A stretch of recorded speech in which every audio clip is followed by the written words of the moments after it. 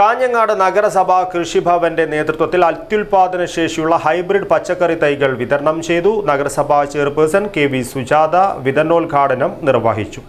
നിങ്ങളുടെ സ്വപ്ന ദിനങ്ങളെ അവിസ്മരണീയമാക്കാൻ ശുഭമുഹൂർത്തങ്ങൾക്ക് ശോഭയേകാൻ ഇനി ശോഭിക മാത്രം. Shobhika weddings big mall Kanhangad.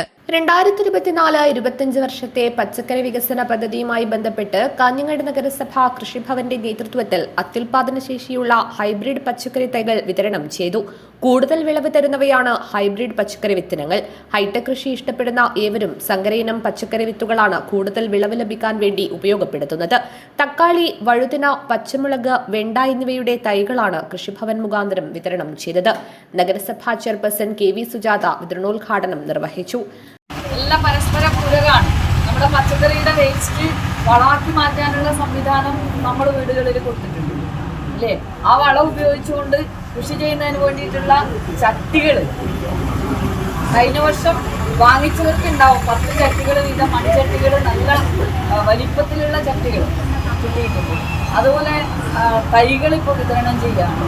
അപ്പം അങ്ങനെ നമുക്ക് ഓരോ സമയത്തും ഇനിയും ചില സമയങ്ങളിൽ മറ്റു തൈകൾ ഇവിടെ വകുപ്പിൻ്റെതായിട്ട് കൃഷി വകുപ്പിൻ്റെതായിട്ടുള്ള സംവിധാനത്തിൽ സാധാരണ പച്ചക്കറി തൈകൾ ചില സമയങ്ങളിൽ വരാറുണ്ട്. അതായത് കാലാവസ്ഥയ്ക്കനുസരിച്ച് ശീതകാലം ആകുമ്പോൾ കോളിഫ്ലവറിൻ്റെയും അതുപോലെ ക്യാബേജിൻ്റെയൊക്കെ അങ്ങനെ വ്യത്യസ്തമായിട്ടുള്ള തൈകളും വിതരണം ചെയ്യാറുണ്ട്. അപ്പോൾ നമുക്ക് വേണ്ടുന്നതൊക്കെ ഇവിടുന്ന് വിതരണം ചെയ്യുന്ന തൈകളുടെ ഒരു പ്രത്യേകത കഴിഞ്ഞ വർഷം കൊണ്ടുപോയവർക്ക് അറിയാം.